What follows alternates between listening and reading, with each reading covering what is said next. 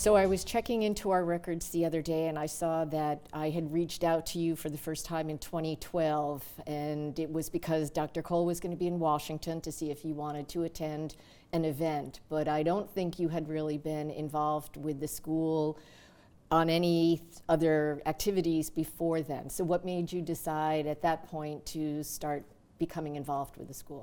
Well, it is when you reached out to me, but that's not the event I went to.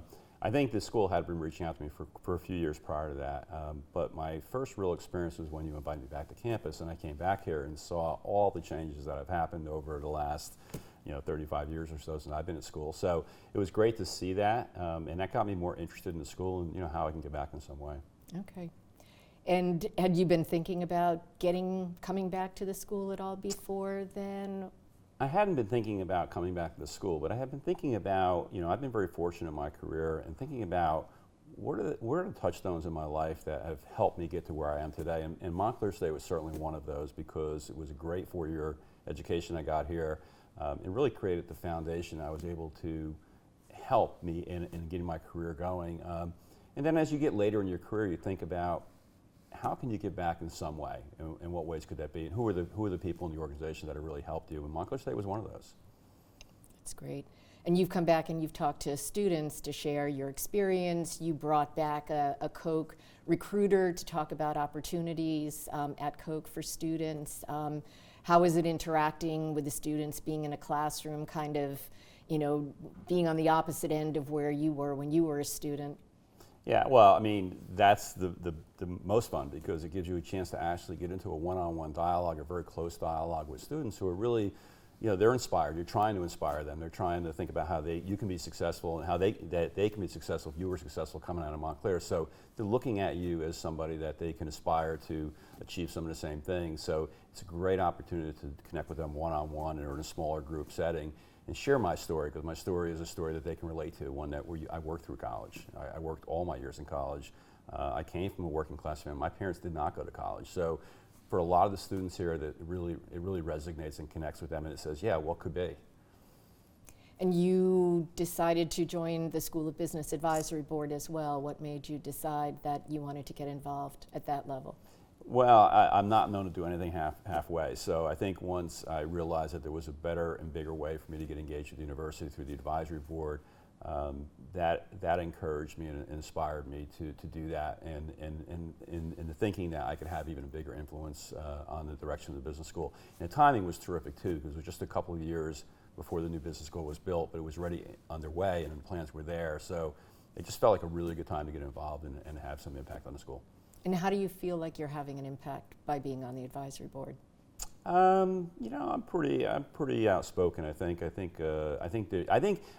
particular, I'm bringing a new perspective to the board. It's not an academics perspective; it's a real life perspective where I can bring in some of my own experiences and maybe thinking a little bit differently than and many of the other board members have come from the financial area. I don't. I come from sales and marketing, so I do bring a little bit different perspective that I think at least gives us something to talk about. And you recently named a classroom in the new building, you and your wife. What prompted that? How does it make you feel to come back to campus as you did today and see your name outside the building? Well, I have to say, I was pretty excited to see it. I mean, it's the first time I've seen it was today. It's even in the directory, so pretty cool. I think for me, again, I've been very fortunate in my career, and I do believe in paying back and playing it forward. And I think that was another way for me to do it. And there's a little self-interest too. Obviously, there's a legacy piece of that too. My kids are both my college-age kids are pretty excited about having a classroom named after me, my wife and I. So it was I'm pretty happy about it, and I think it was a good decision for us at least. Yeah. That's great. And one of the ways you helped most recently was meeting with another alum at a party, your wife's company, and talking about Montclair. So almost becoming more of an evangelist for Montclair and telling people why you give back, giving them reason to think why they should give back. How did that interaction work out, and how did it feel for you? Well, it was a social interaction, and we started to share common experiences. I mean, he also had worked through college, and it was kind of a, Montclair's a bit of a grinder school. I mean, you really have to work. A lot of us come from working class families and had to work through school to pay for our education. So I think he had a very similar experience, and we started talking about that. We talked about things like, you can give back to many universities that have these huge endowments. Montclair doesn't have that. I mean, you really feel closer to where that money is being invested and closer to the students that are going to get that benefit. And so it felt good for me to be engaged in the school. I didn't tell him he needed to do that, but obviously by sharing that experience and talking about the fact that we all had to work really hard to get through school, or something he had in common with me. And we're both very proud of Montclair. I mean, that was the other thing, and proud of our education here. So I think based on that, he was inspired himself and came back, I think, very shortly after that, and agreed to get more engaged. That's great. And how would you like to stay connected to Montclair in the coming years? Yeah, well, I'm actually planning on retiring soon.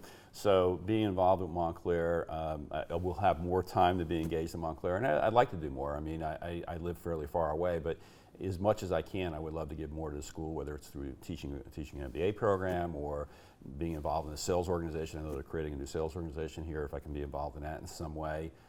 Bringing speakers to the campus, I'm pretty well connected, at least in the beverage business, so bringing speakers to the campus, bringing recruiters to the campus on occasion. I think those are things that I think I can help out in terms of, again, talking to the students and also helping in some cases get jobs. And we're still appreciative when you brought Seth Goldman here a couple of years ago, founder and CEO of Honest Tea. That was terrific. Yeah. He's got a new job, actually, the executive chairman of Beyond Meat. It's a plant-based meat company, so we'll have to bring him back. Oh, we need another visitation.